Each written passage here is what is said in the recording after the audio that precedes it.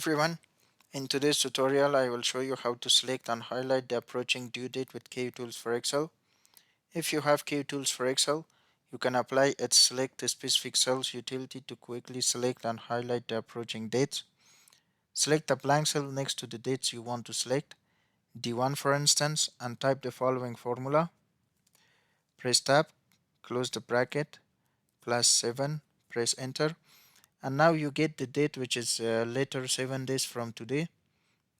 Click the Kutools tab. In the editing group, click the select drop down list and click select the specific cells.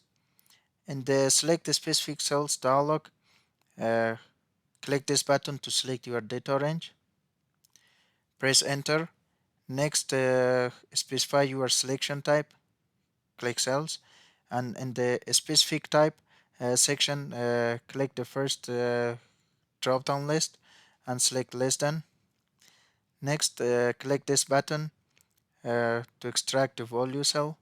In the popping out Kutools for Excel dialog, select your cell D1, click the OK button, and click OK.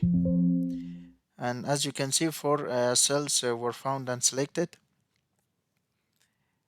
And these cells are the approaching due dates, and you can highlight them with background or other formats.